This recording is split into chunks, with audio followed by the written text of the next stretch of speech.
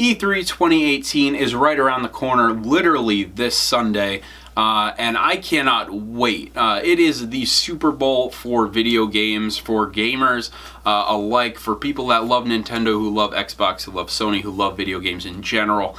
It is the time to get hyped.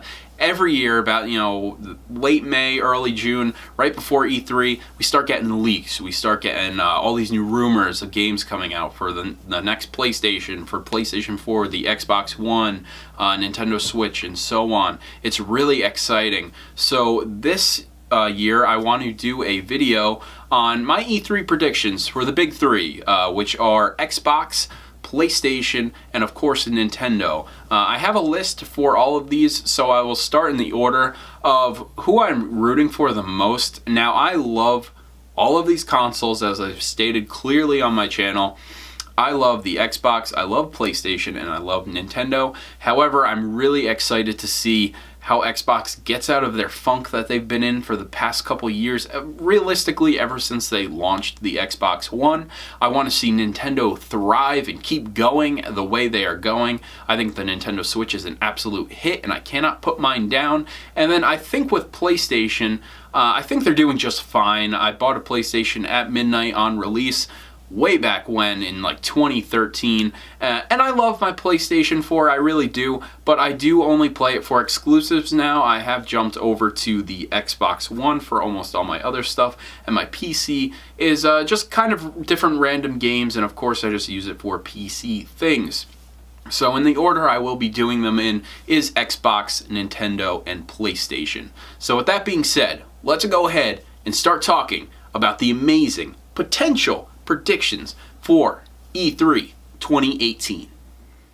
Obviously, starting out with Microsoft, I know the first thing they really need to do is, I don't know if they're going to do it right away, but they automatically need to be like, hey, for the next month or two, we're going to discount the Xbox One X about $100, maybe even $150. It is $500 retail, and for a lot of people, that is steep. I totally think it's worth the $500. I do personally own an Xbox One X, and I absolutely love it. I think it is a powerhouse of a machine, but for casuals and people that are just looking to play a simple game, or even just to play Halo or whatever, it is a tough investment. And there is the Xbox One S, but if you really are crazy and you want to have a 4K TV but have like the best picture for your video games, and also you want to watch a lot of good 4K movies, the Xbox One X is probably going to do it for you, but the price tag is pretty steep. So I think Microsoft needs to totally just give it a pretty good price cut, if not a permanent price cut. Then I think after they talk about the price cut of the Xbox One, we are going to be seeing the rollout of the new avatars. Back last year or the year before, Microsoft announced that they are working on a new avatar design. It's those avatars that were made years ago, I believe following the Mii's success on Nintendo's side. So we had these really cool avatars, and they even had some cool special avatar games on the Xbox 360 marketplace. I think with the new avatars, they not only do they look a lot better, they look like Pixar quality characters, and they're probably going to be a little bit more accurate to everybody's, of course, details, which I'm really excited for, because I've always thought, I love my avatar, but I can only go so far with the personalization. Like, their earrings, they're just like little silver notches, and I'm like, is it that hard to get black earrings? Is it that hard to have like a hobo beard like mine? It's stuff like that that I've always been nitpicky about, so I think it would be really cool if they could address the new avatars. After they talk about some more business-oriented stuff, maybe a public apology about their lack of first-party Xbox games, I think would be a really good step as well. But I have this in my notes later. After all that techie stuff and all their corporate stuff, I think this E3, everybody knows Microsoft needs to just talk about games, and more games, because they're definitely losing the race right now.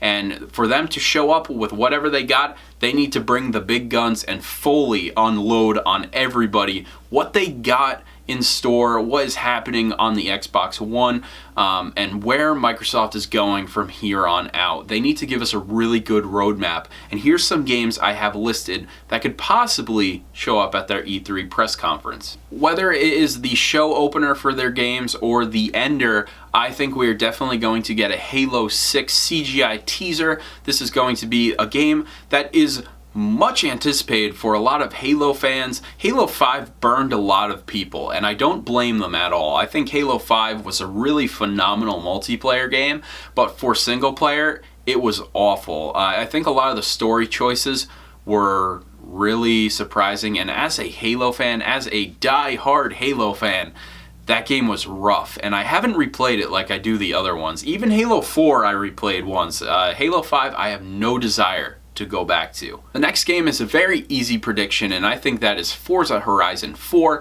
There has been a leak from Walmart in Canada about a month ago talking about a Forza Horizon 5, which makes really no sense because there's only been 3 games so far. So it was probably a typo, and I could clearly see Forza Horizon 4 being a fall 2018 release, and that is something I will probably pick up day one because the Forza Horizon games are excellent racing games. I think after that we are going to be seeing Gears 5 or a Gears of War spin-off game. There's been rumors that it could be a spin-off or it could be the next installment in the Gears of War series. I'm not too sure.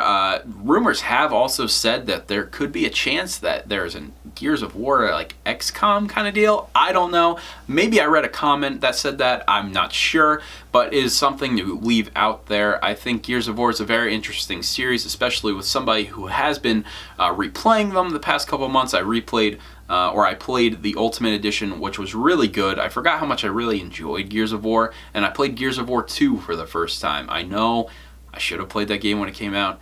I get it. I get it. It was a good game. And then Gears of War 3 is great. I haven't played 4 yet, and I'm not playing Judgment. I think after they show those big core, kind of expected games at this E3, we are going to get some third-party goodness. Now, these are a lot of marketing bright Xbox games, so these are going to be games that will come out on multi-platform, so they will come out on PlayStation, PC, whatever, but they will be advertised on or for Xbox. An easy one that I think will happen, and it was also part of the Walmart leak, is Splinter Cell. I think it'd be a great idea to have Splinter Cell come back. That series is so awesome. I love it so much. And the fact that we had Sam Fisher come to Ghost Recon Wildlands the past couple months ago, I think that is really cool and a really good hint at, hey, he's probably coming back, and I think it's going to happen, and I think it's going to be pretty amazing. Up next is going to be gameplay for Shadow of the Tomb Raider. Nothing too much I'm expecting here. I'm expecting just another great sequel to the Tomb Raider franchise. Ever since it was rebooted back in 2012 or 2013, somewhere around there. Excellent games. I loved the first one. I thought Rise was pretty good, and I can't wait for Shadow of the Tomb Raider. After Tomb Raider, I'm pretty sure we're going to see some gameplay on Anthem and possibly a release window. I think they said Anthem is going to be coming out in the spring of 2019, so that's basically the start of next year. And Anthem, for people who don't know, is that weird Mass Effect open world space third-person shooter. It looks very interesting. I'm curious to see how much more they've fleshed out over the past year since we saw it last year at Xbox's conference. If we are going to see any new games at this conference, I have a couple ideas of what could happen. I think it is very possible that we will get a Star Wars exclusive for the Xbox One. The reason being is because, Xbox had a lot of good Star Wars games back in the day on the original Xbox. And not to mention, a lot of those original Xbox games that are Star Wars are on backwards compatibility. So what's a better way to have a new Star Wars game on the Xbox One? The only place you can play it, it's not a timed exclusive, you have to play it there. I think that would be huge, and I'm just hoping. I really doubt it at this day and age, but I think it would be a really smart idea on Microsoft's half. It's possible that we may see a Sega exclusive game for the Xbox One. I'm not too sure what it could be.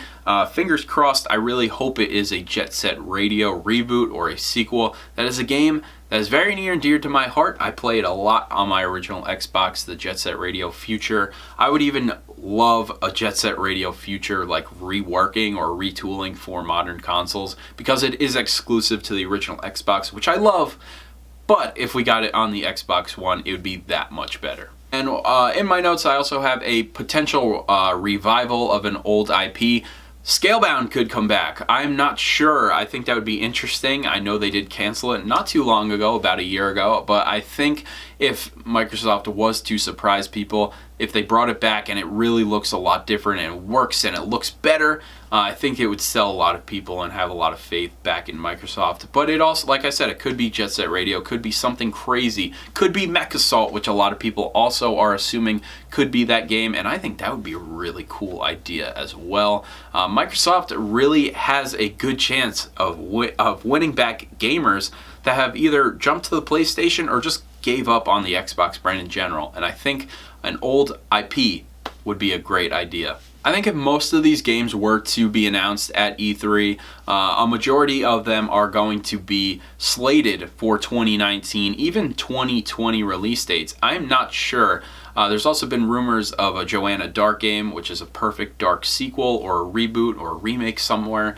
I'm very curious to see what Microsoft is going to bring to the table, but I think a lot of these games are going to be coming out in the future, not sometime in 2018. I could be wrong though, maybe a couple will, but I really doubt seeing even like Crackdown 3 in 2018. But here I do have, I think it would be a really smart idea before the show ends for Microsoft to publicly come out and say, we did mess up. I totally get it. I totally understand everybody. You know, we didn't do justice on the first party games, and we built our software because that's what Phil Spencer said. We wanted to build our hardware and perfect that. Then once we have that perfected, we're going to bring you some good games. So with all these game announcements, if they do happen, I think they're going to be like, sorry for all this, but here's what's coming. And then they will announce a couple new IPs, if not one.